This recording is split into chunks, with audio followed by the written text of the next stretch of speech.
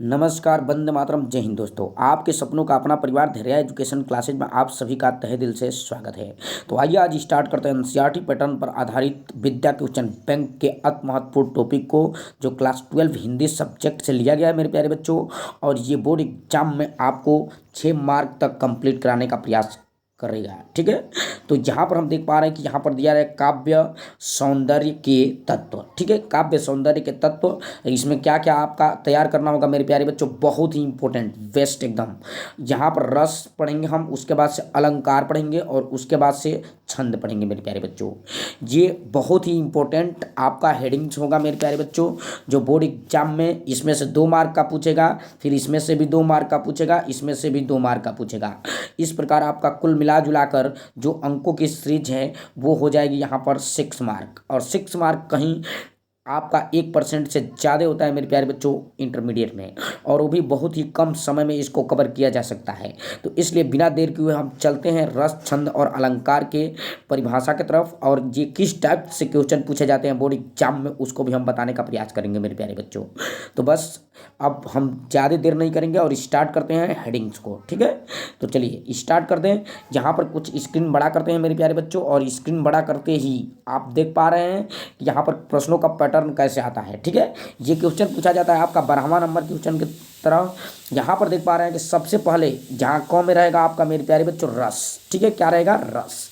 अब रस में कैसे प्रश्न पूछेगा, यहाँ पर देख लीजिए, कह रहा है कि निम्नलिखित में से किसी एक रस के अस्थाई भाव के साथ, कह रहा है कि उसकी परिभाषा उदाहरण सहित लिखिए। ठीक है, अब देखिए इसमें क्या कह रहा है, पहले प्रश्न को समझने का काम कीजिएगा, नहीं तो आप 2 मार्क नहीं पा पाएंगे। ठीक है, तो इसलिए ध्यान से इसको समझने का प्रयास कीजिए। यहाँ पर कह रहा है कि परिभाषा दीजिए, और उसके साथ साथ क्या, यहाँ पर अस्थाई भाव भी पूछ रहा है। ठीक है, और अस्थाई भाव के साथ साथ आपको क्या देना है, तो आपको परिभाषा देना है, और उसके साथ साथ क्या देना है, उदाहरण देना है। तो यहाँ पर हम देख पा रहे हैं कि आपको 3 काम पूछा जा रहा है, यानी अस्थाई भाव बताना है, उसके बाद से आपको बताना है परिभाषा, और उसके बाद से आप यहाँ पर देख पा रहे हैं कि उदाहरण भी बताना है। तो चलिए हम स्टार्ट करते हैं। यहाँ पर आप कहना क्या है, यहाँ पर आप देख ही पा रहे हैं कुल कि श्रृंगार रस जो है 11, 12, 13, 14, 15 लगातार 20 तक पूछा है। तो मेरे प्यारे बच्चों ये 21 में कन्फर्म पक्का पूछेगा, तो इसमें आपको कोई संदेह नहीं होना चाहिए कि ये नहीं आएगा, ये 100% आएगा। अब चलिए इसको हम बिना देर किए हुए आपको बताने का काम करते हैं, ताकि ये किस प्रकार से आप याद रख सकते हैं। और आलतू फालतू चीज़ों को आप बिल्कुल दिमाग में मत रखिएगा, जितना हम कह रहे हैं उतना ही पढ़िएगा, क्योंकि विद्या प्रकाशन हो, चाहे अवतार प्रकाशन हो, चाहे कोई भी प्रकाशन हो मेरे प्यारे बच्चों, जो भी बनाया गया है उसमें बहुत सारे एक्स्ट्रा चीज़ भी दे दिया गया है। हम उन चीज़ों को बताएंगे जो बस उतना ही की ज़रूरत है, एक्स्ट्रा की कोई आवश्यकता है ही नहीं है। ठीक है, तो यहाँ पर हम देख पा रहे हैं कि जो आपका डिफिनीशन जो दे रहा है मेरे प्यारे बच्चों, यहाँ पर अर्थ से संबंधित, तो देखिए कह रहा है कि श्रृंगार रस का आप डिफिनीशन कैसे देंगे, तो आप सिंपली बस दिमाग में बनाए रखिएगा कि देखिए सहृदय, देख रहे हैं ना, यहाँ पर परिभाषा ये है, यहाँ पर सहृदय नायक नायिका के चित्त में रति नामक अस्थाई भाव का जब विभाव, अनुभाव और संचारी भाव से संयोग होता है तो वह श्रृंगार रस का रूप धारण कर लेता है। मेरे प्यारे बच्चों बस इतना ही आपको दिला देगा 2 मार्क, बस देखते रहिए आप। तो क्या बताएंगे, सहृदय नायक नायिका के, अब देखिए यहाँ पर सहृदय हटा दीजिए तो भी कोई दिक्कत नहीं है, नायक नायिका के चित्त में रति नामक अस्थाई भाव का जब विभाव, अनुभाव और संचारी भाव से संयोग होता है तो श्रृंगार रस का उत्पत्ति होता है। इस तरह से आप बता सकते हैं। ठीक है, तो आपका ये कंप्लीट हो जाएगा। बस अपने दिमाग में आप कैसे याद रख सकते हैं, बस इस चीज़ को देखिएगा। अब सहृदय कहीं करेंगे तो कहीं भूल जाएंगे, तो इसलिए आप बस दिमाग में इतना रखिएगा जितना हम घेर रहे हैं कि नायक नायिका के चित्त में रति नामक अस्थाई भाव, क्या बताएंगे, रति नामक अस्थाई भाव मेरे प्यारे बच्चों, रति नामक अस्थाई भाव जब क्या करते हैं, विभाव, अनुभव और संचारी भाव से संयोग करते हैं तो श्रृंगार रस की निष्पत्ति होती है, उत्पत्ति होती है। ठीक, बस इतना बताना है। ठीक है, यहाँ पर हम देख पा रहे हैं कि दे रहा है रस के 2 भेद होते हैं। ये यहाँ पर क्या करेंगे, इस चीज़ को आप याद नहीं करोगे मेरे प्यारे बच्चों, बस दिमाग में रखिएगा, इससे कोई मतलब नहीं है। हमें भाग तो पूछ नहीं रहे, हमसे बस पूछ रहा है क्या, तो बस सिंपल सी बात है कि हमसे पूछ रहा है श्रृंगार रस क्या है, उसका उदाहरण दीजिए और इसका मतलब विभाव बताइए। ठीक है, तो यहाँ पर हम क्या बताएंगे, बस इतना कर देंगे क्लियर। अब आगे चलिए, आगे देखते हैं क्या है। यहाँ पर संयोग श्रृंगार आपसे पूछा नहीं जाएगा, तो इसको भी आप तैयार नहीं कीजिएगा। ठीक है, क्योंकि बहुत सारे फालतू चीज़ें दिया है जिसको आपको जानना उनना नहीं है। ठीक है, अब देखिए यहाँ पर ध्यान से, यहाँ पर नीचे थोड़ा इसका उदाहरण देख लीजिए।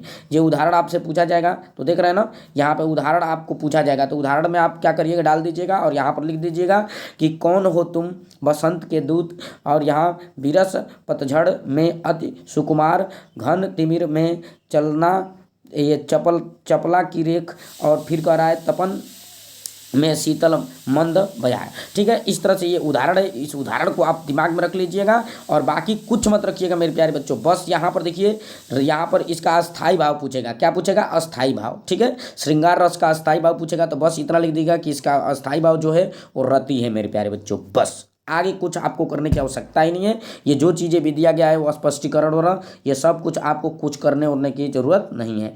वियोग श्रृंगार पूछा नहीं जाएगा। ठीक है, जिससे आपको कोई मतलब नहीं है। ठीक है, अब आ जाते हैं हम वीर रस पे मेरे प्यारे बच्चों। बहुत सारे एक्स्ट्रा हेडिंग्स दिया है, आप बस इससे बचिए नहीं तो एग्जाम में जा करके आलतू फालतू चीज़ें याद कर लेंगे जो आएगा ही नहीं। ठीक, तो इसलिए उन चीज़ों को आप दिमाग में रखिए जो चीज़ें बिल्कुल पूछा जाएगा।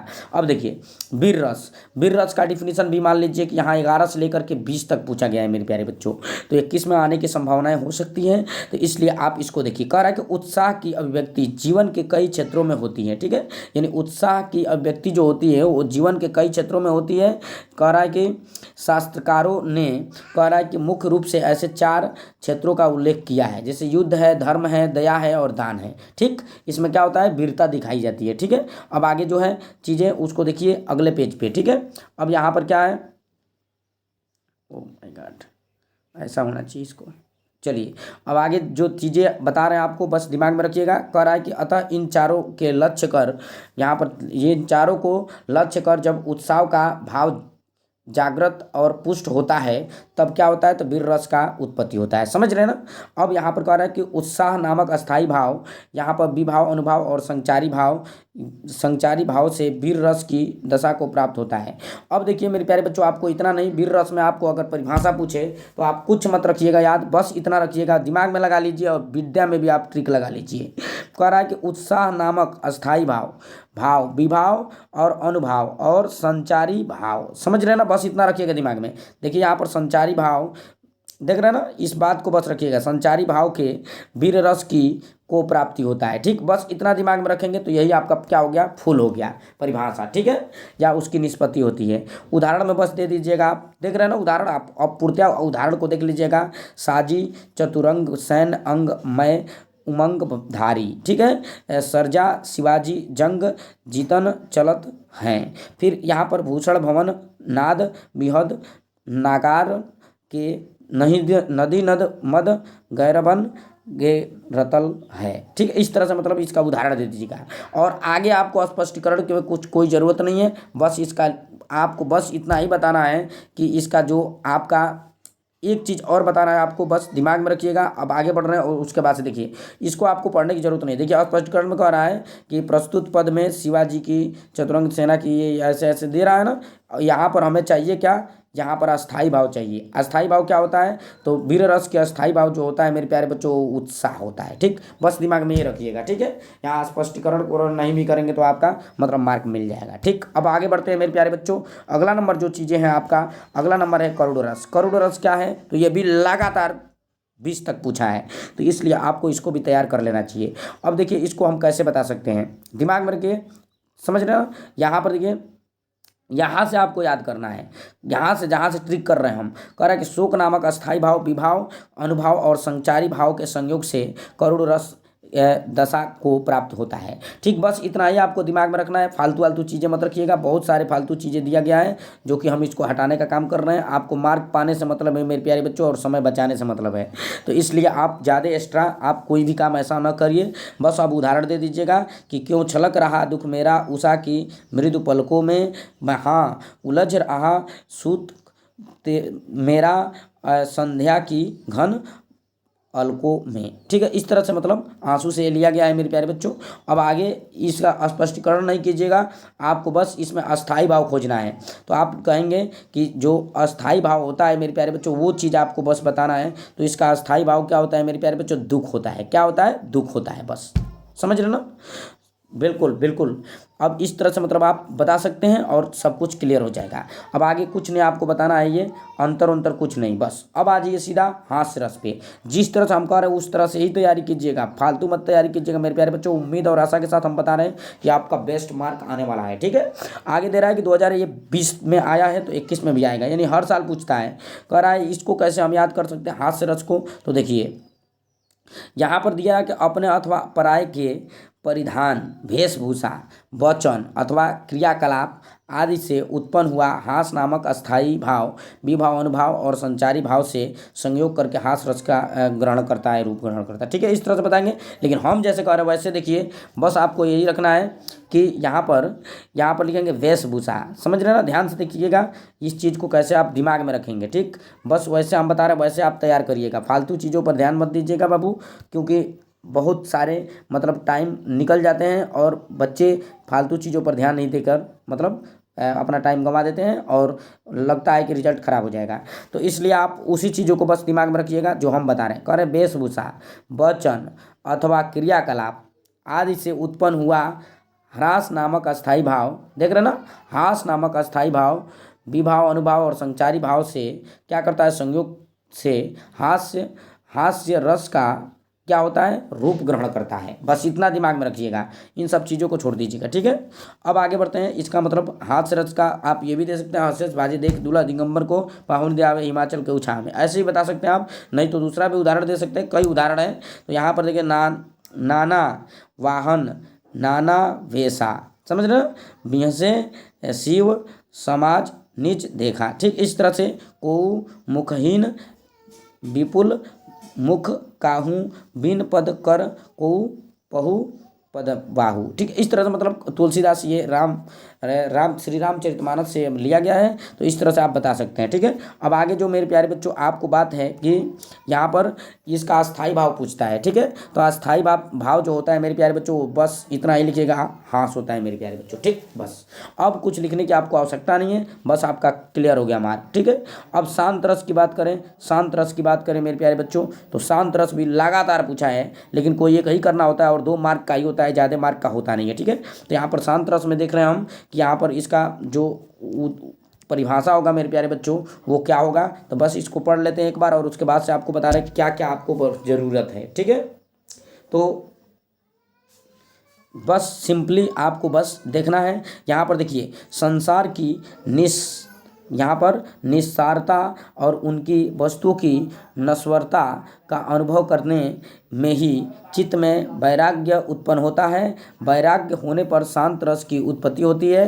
कह रहा है कि इस प्रकार निर्वेद नामक अस्थायी भाव विभाव अनुभाव और संचारी भाव के संयोग से शांत रस का रस की निष्पत्ति होती है। इस तरह से मैं यह ग्रहण करता है। तो बस अब हम जितना बता रहे हैं उतना बस दिमाग में रखिएगा, फालतू चीज़ों को मत रखिएगा दिमाग में, ठीक है।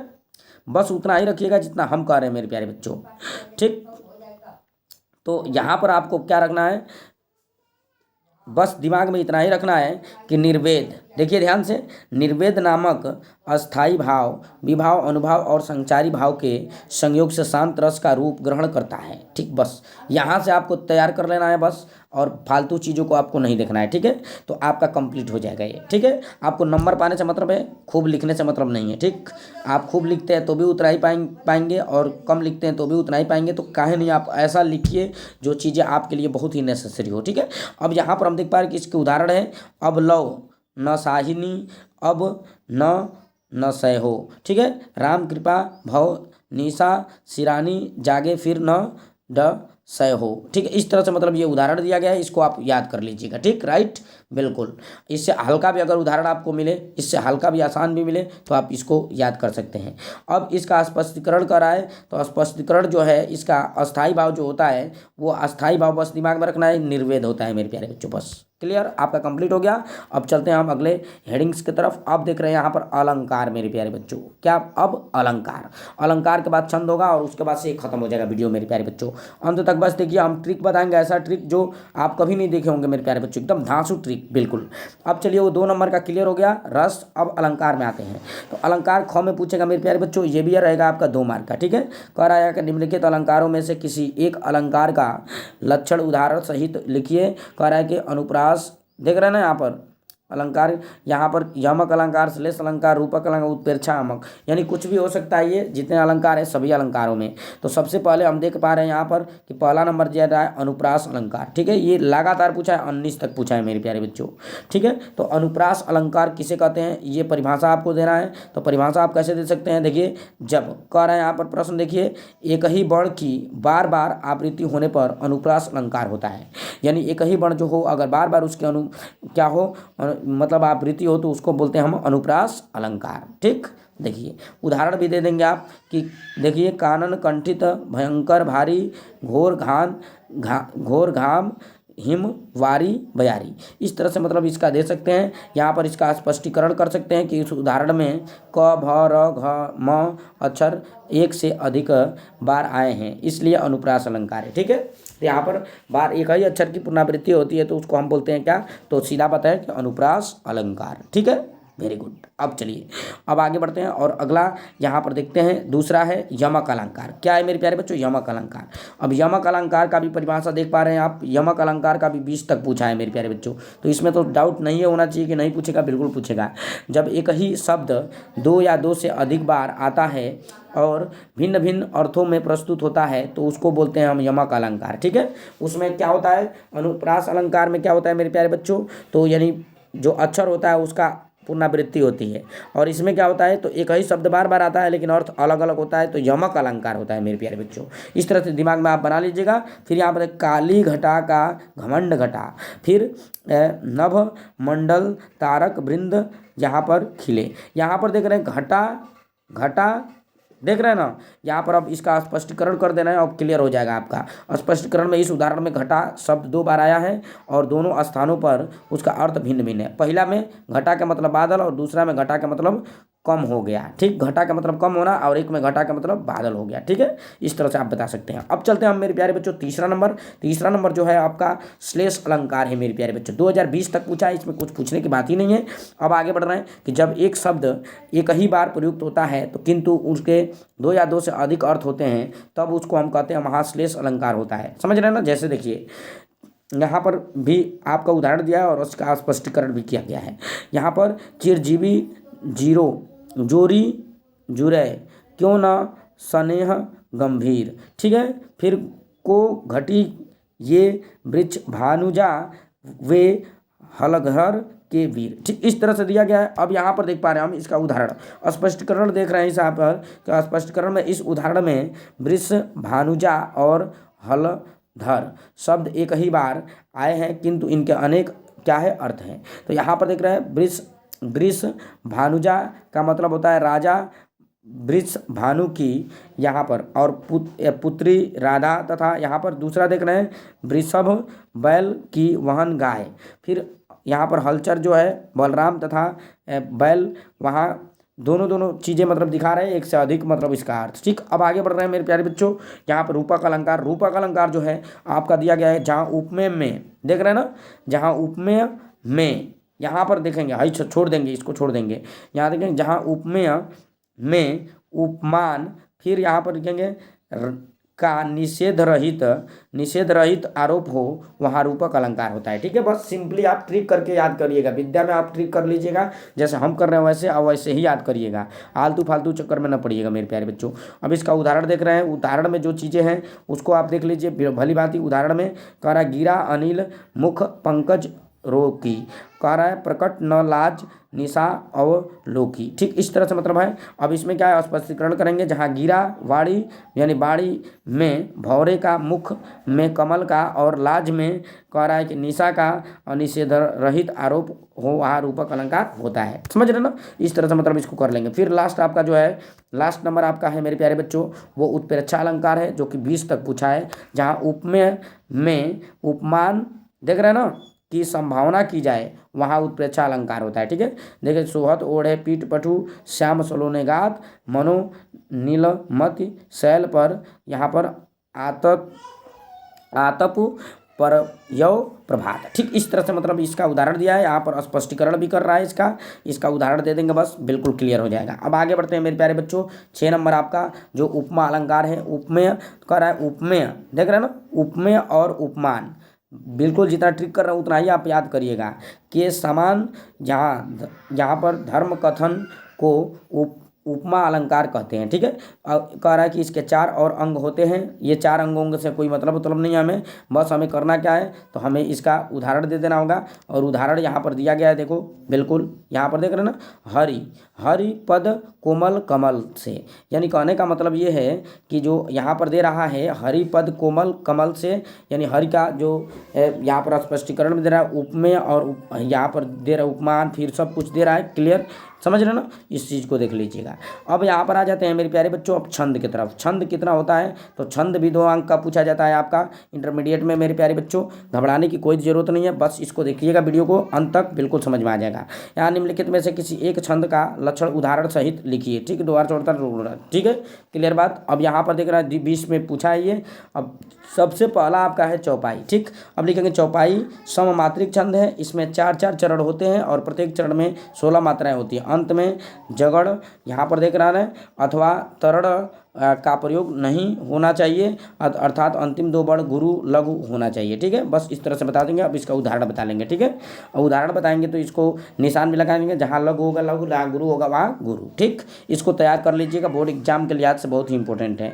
उसके बाद दोहा है मेरे प्यारे बच्चों। दोहा जो है, दोहा सममात्रिक, यहाँ पर देख रहे हैं दोहा जो है वह क्या है, सममात्रिक छंद है। इसमें 4 चरण होते हैं, पहले और तीसरे चरण विषम या चरणों में 13-13 मात्राएं होती हैं, दूसरे और चौथे चरण में 11-11 मात्राएं होती है। ठीक है, इसका उदाहरण मेरी भव, आधा हरव, राधा नागरी सोई, यहाँ पर बना लेंगे इसको और जोड़ लेंगे इस मात्रा को। ठीक, क्लियर। अब यहाँ पर है सोरठा, सोरठा को भी देख ले रहे हैं मेरे प्यारे बच्चों। कह रहे हैं सोरठा अर्ध सममात्रिक छंद है, बिल्कुल इसमें 4 चरण होते हैं, इसके पहले और तीसरे चरण में 11-11 मात्राएं, तो दूसरे और चौथे चरण में 13-13 मात्राएं होती है। बिल्कुल इस तरह से आप बता देंगे, इसका उदाहरण भी दे लेंगे मेरे प्यारे बच्चों बहुत ही अच्छे तरीके से इसका। और आप ट्रिक लगा करके जितना हम बता रहे हैं उतना ही पढ़िएगा, इसका उदाहरण दे लीजिएगा। बिल्कुल, अब आते हैं हम मेरे प्यारे बच्चों कुंडलिया पर। कुंडलिया क्या है, तो कुंडलिया के बारे में भी हम देखते हैं, ये भी 20 तक पूछिए। यह विषम मात्रिक छंद है, देखिए ध्यान दीजिए, यह विषम मात्रिक छंद है, इसमें 6 चरण होते हैं, दोहे के बाद एक रोला मिलाने पर कुंडलिया बन जाती है। ठीक है, इसके प्रत्येक चरण में 24 मात्राएं होती हैं। जिस शब्द में छंद आरंभ होती है उसी शब्द में इसका अंत भी होता है, और रोला प्रथम चरण दोहा का चतुर्थ होकर आता है। ठीक है, इस तरह से आप बता देंगे, इसका उदाहरण भी बता लेंगे, क्लियर हो जाएगा आपका। बिल्कुल मेरे प्यारे बच्चों, इस प्रकार ये आपका वीडियो जो था वो बिल्कुल लंबा ना हो करके हमने सोचा कि एक निश्चित समय पर इसको ख़त्म किया जाए, तो आपका एक कंप्लीट व्यू का। मेरे प्यारे बच्चों, इस वीडियो को आप अंत तक देखे होंगे तो उम्मीद और आशा और विश्वास के साथ कह रहे हैं कि 6 मार्क का मतलब ट्रिक जान गए होंगे कि किस तरह से आपको दिमाग में रखना है, क्या क्या छांटना है, क्या क्या पढ़ना है। बिल्कुल, तो आज के लिए बस इतना ही, दीजिए मेरे को इजाज़त, मिलते हैं नेक्स्ट वीडियो में। जय हिंद, वंदे मातरम।